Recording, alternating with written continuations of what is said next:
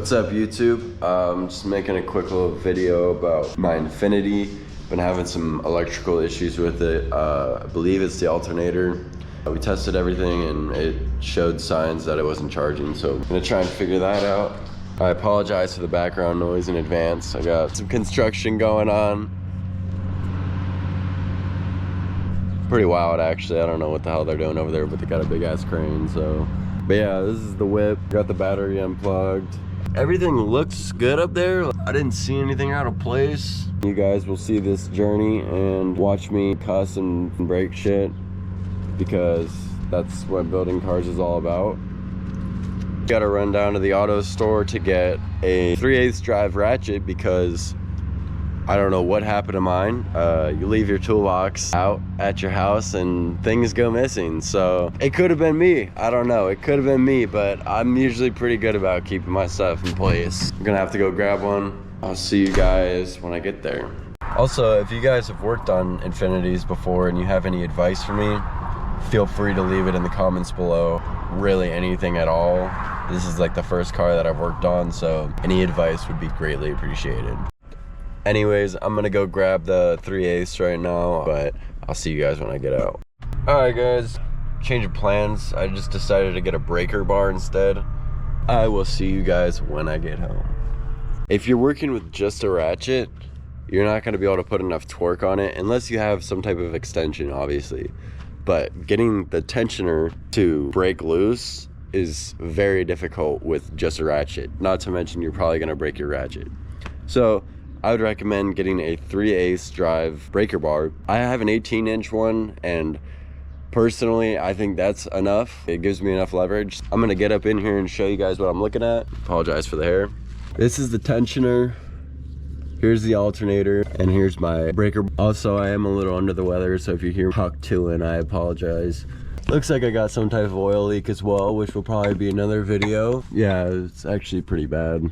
But basically, you're just gonna wanna put some leverage on this, and then there's two holes that will line up when you fully engage the tensioner, and you can slide like an Allen key or something in there to keep it engaged so that it's not coming back like that. If you guys are working by yourselves and you can manage to get something up in there, I would highly suggest doing that. All right, so as you can see, I got the belt off. It was super easy. I literally just took all the pressure off the belt and slid it off. And as you can see, the tensioner went back to its original place because I didn't put anything in there. Another thing that you're gonna have to get out of the way is this fan, which I didn't think about that until just now, so I'm gonna have to do that. There's just some hardware holding it in from the top, and then you kind of just drop it down. All right, so step one in getting the fan out, we're gonna have to remove it. If you have catch hands or anything right here, you're probably gonna have to remove that as well. This is just gonna be two 10mm bolts, so just go ahead and remove those. If you guys do have like catch cans, a ratchet wrench is a very helpful thing to have on hand. So as you can see, there's another 10mm right there. I don't know if you guys can see that, probably not. But yeah, ratchet wrench will make that a lot easier. And I always forget this step, but 9 times out of 10 when I'm working on my car, I end up having to remove this intake right here, just this left one. If you guys have stock ones, then it should be pretty easy. It'll just be like some squeeze clamp that you can pop off. You just need to get in this area. So maybe just removing the air box would make more sense, but for me, it makes more sense just to remove the entire thing. So now that I got the air intake out of the way, you don't necessarily need a ratchet wrench now that you have this amount of space right here. I'm gonna use one obviously because I have it. I got this bolt out over here on this side, and then this one. So there's actually only 2 bolts keeping the fans in. One thing I will say is make sure you unplug it before you drop it down. That way you're not putting any stress on any of the cables. I believe this guy is the only one that you need to do. I'm gonna sit here and mess with this clip until I can get it undone, just so you guys can see it's this one. All right, so I got that guy right there unbolted. Sorry, you can't see that. That one right there. I got that unbolted, so now all you have to do is give it a little lift and pull it towards the motor, and that will drop it down. And be ready for it. We can disconnect this down here. Pull that guy out. And everything else looks good. Clearly I'm new to this YouTube stuff. I apologize if I keep backtracking. You guys know how car stuff goes. You think you don't need to do that one step, and then it ends up biting you in the ass. So this tensioner, which now you guys can have a better view as to what I'm talking about, this actually does need to be engaged fully. So I'm gonna get down there with the breaker bar in one hand and then an Allen key in the other. I'm gonna fully rotate this. I'm gonna swing this hole so that it lines up with this one, and then I'm gonna slide an Allen key into it so that it doesn't move. The reason why I'm doing this is because one of the bolts that holds the alternator on is actually behind the tensioner whenever it's engaged like that. So I have to disengage it so that I can get clearance and get in there. I hope that makes sense. Like I said, I apologize for backtracking. Make sure you guys watch the video all the way through. And if you guys do have someone else to help you, like an extra set of hands, see that?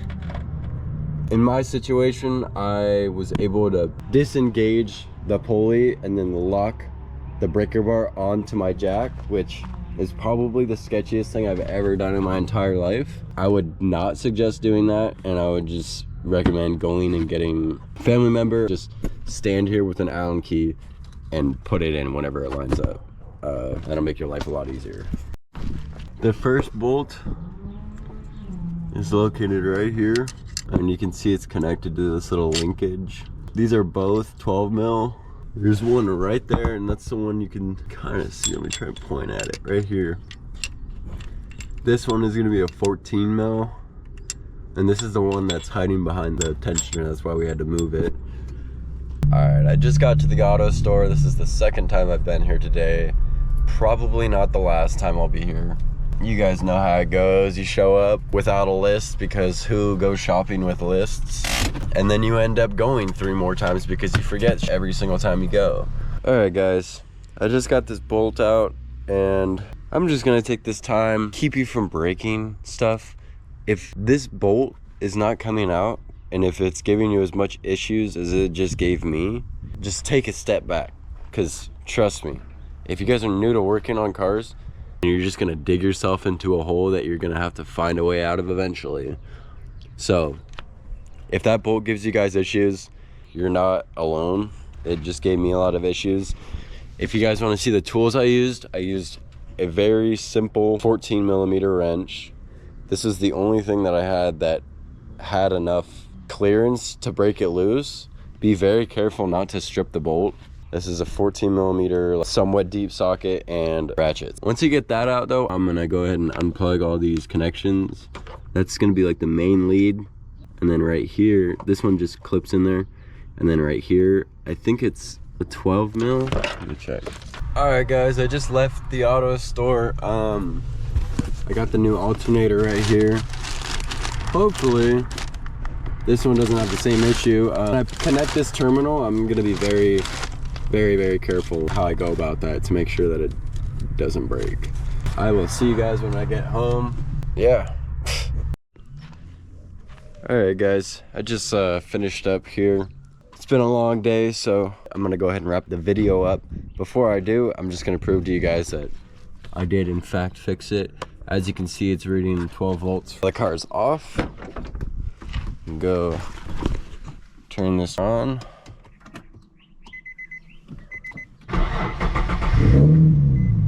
She's charging. If you guys have any questions, comments, or concerns, feel free to leave them in the comments below. If you guys enjoyed it, let me know. Something's leaking there. But yeah, this car has been giving me a whole bunch of issues, so if you guys want to see me fix them as they come my way, let me know. I'm going to be building a drift car. I already have the headers, I have an angle kit, gonna weld the diff, got a diff brace, diff bushings. She's gonna be bad hopefully one day. Here she is. Let me know what you guys think in the comments. Leave a like if you liked it, if it was helpful. Thank you. Peace.